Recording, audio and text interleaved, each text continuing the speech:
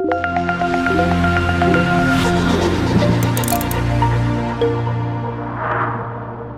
right, how are you guys? Good? How's the digestion coming along? Good? Falling asleep yet? No? Okay, so we are Assist. We're an enterprise commerce platform on messaging and voice, right? And I'm Stefan, the head of product design there. I wanted to share a little bit with you a use case that is really dear to us. Also, I'm from France, so if you don't understand my English accent, please give me a hard time. I'll be happy to switch in French for that presentation. That way, it's going to be easier for everyone. So I wanted to share something on our decision making for how we build conversation, and also how do we select use cases and customers, and how we work with customers around this industry.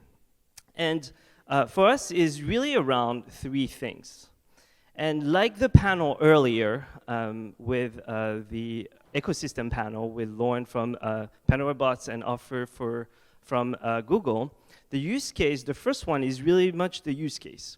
We're not trying to boil the ocean here. We're trying to do something simple that people can relate to.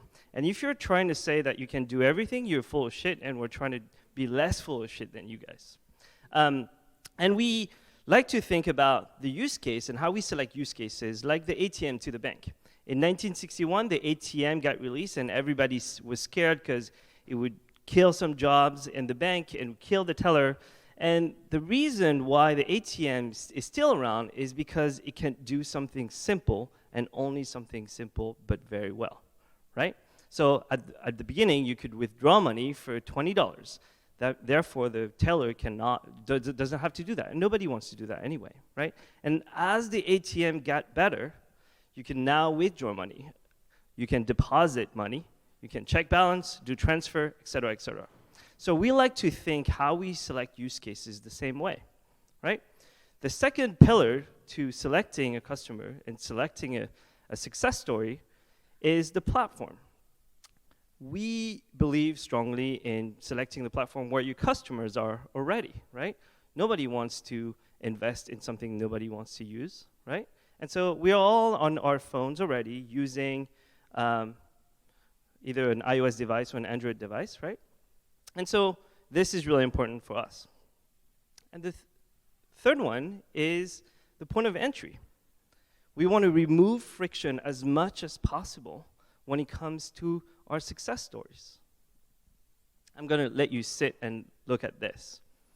Nobody wants to download an app and sign up and then enter your credit card, enter your email, then open your email, confirm that email, and then go back to the app and start using it.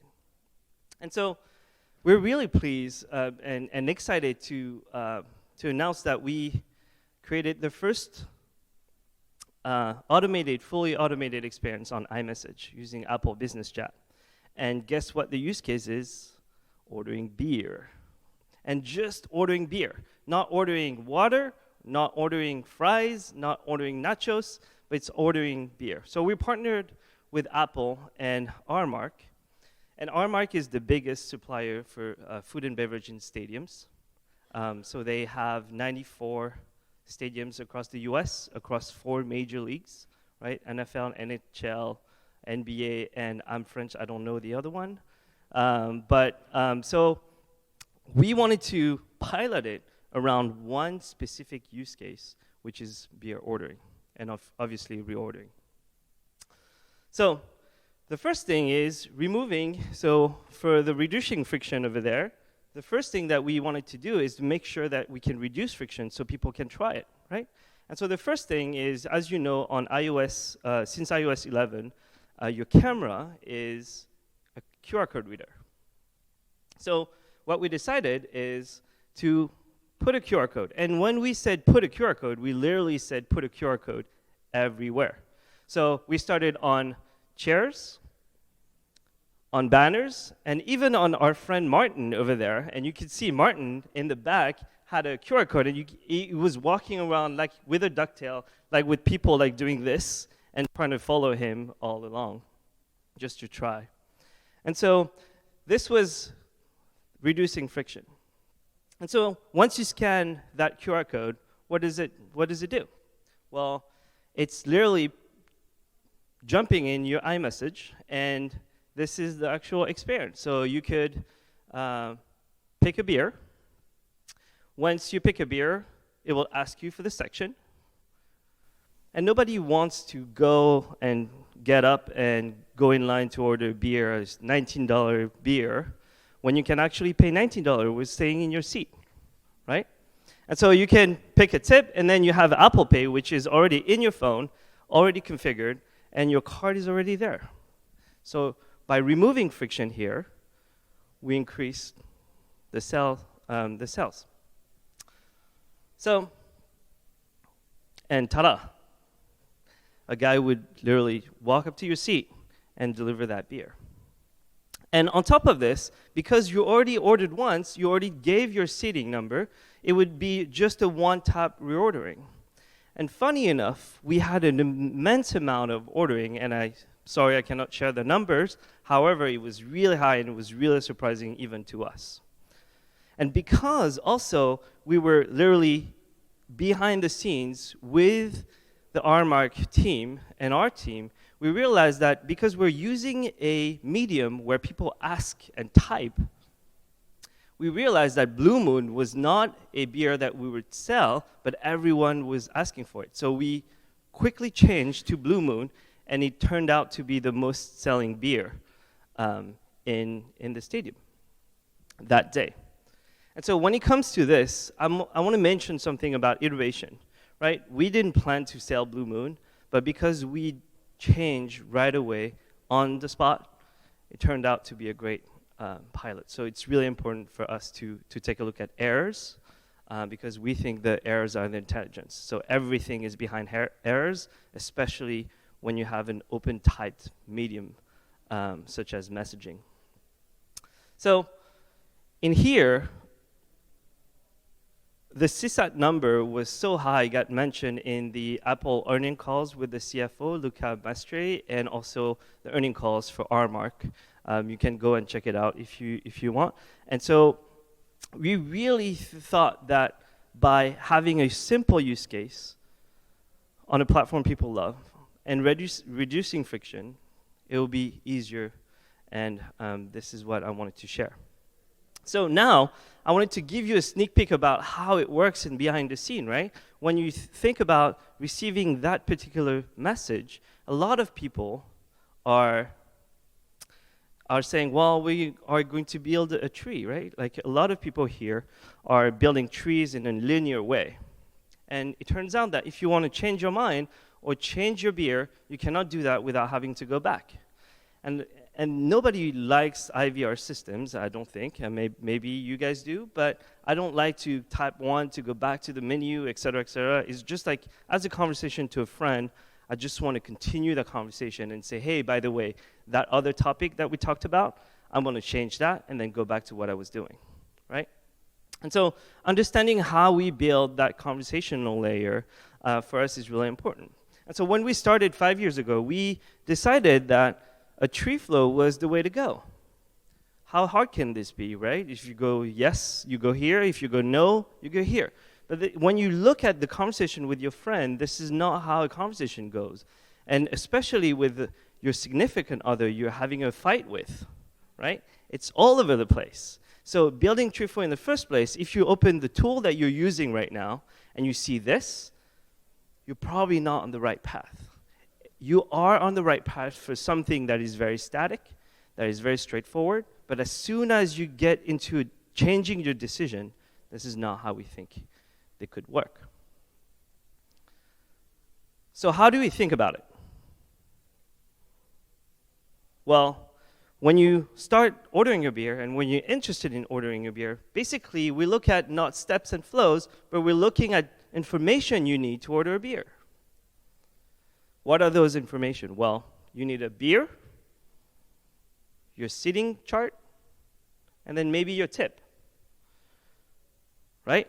And here you have an arrow here that says, well, if you're answering one by one, I'm going to answer the beer first, your seating, and then add a tip. But if I say, hey, I want to order a beer and I want to put 10% tip, this should work too. even though I'm asking for the beer first, right? And so as you're collecting those information one by one, right, and then the last one, you can finally say, okay, I have all the information I need in order to confirm and pay with Apple Pay. It's not about tree flows, question one, then answer it, question two, answer it, question three, answer it. It's about what are all the information you need to complete what you're here to do. Does that make sense? All right. So in here, the seeding, though, seeding might be a little bit complicated because the seeding is also another set of information. When you are doing an address, you have a street name, a street number, you have a zip code, you have a city. Same thing for seeding.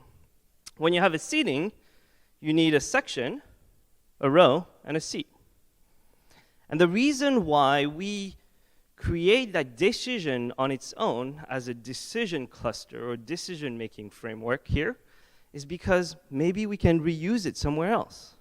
In this case, when we have a help intent here and we say, hey, by the way, you can also order, but we can get help as well.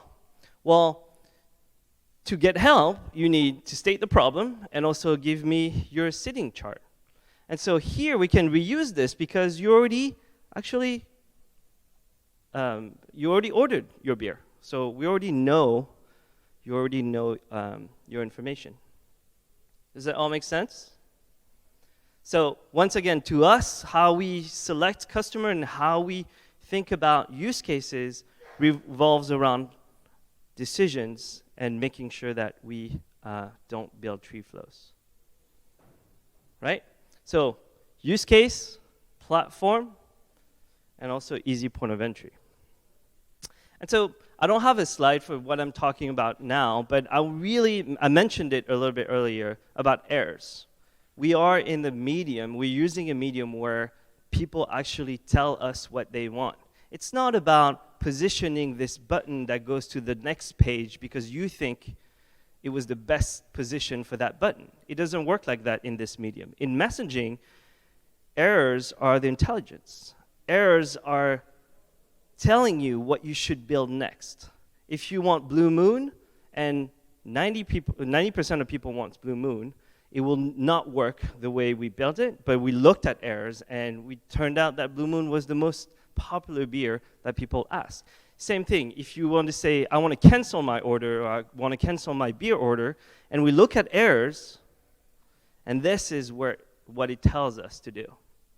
So it's a sort of double-edged sword, because a lot of people are using old paradigm to build a conversation, meaning that they're measuring a funnel, they're measuring a conversion rate in that particular flow, but it doesn't work like that when it comes to errors. Errors are where you understand what to build next. And if people are saying, I want a refund more than once, then this is what you should build in terms of use case, right? So that's it for me. If you have any questions, I'll be happy to answer it.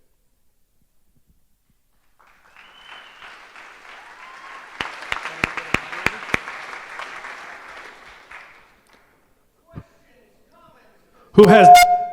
Whoa. Not my fault. Hold on. Who has the first question? I don't, but he does. All right. Now's your time to think of the questions. All right. Oh, yeah, I almost got one. Here, you've got one. Thank you for the great content. So, trees and flow charts are bad, and states are good. That's what I'm not saying they're bad necessarily. I think if you want to have flexibility in your experiences, you should not explore tree flows. What you should do is looking at all the information that you actually need to complete what you're trying to do, and then regardless of the order, all you need to do is to collect them, regardless of the order. It's not about question one, level one of that tree flow. I'm asking for the city. And if you say anything but a city, it won't work. All right, so let's say in your space model, right, where you have a space model, okay, in your knowledge model, in your AI space model, you have all the states. that you have to react to.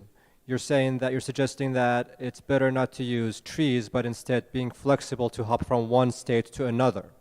What is the information architecture to comply with this idea? Great. So it's a good question. The way we classify our information is we start with a simple use case. This use case needs a certain type of data set, right?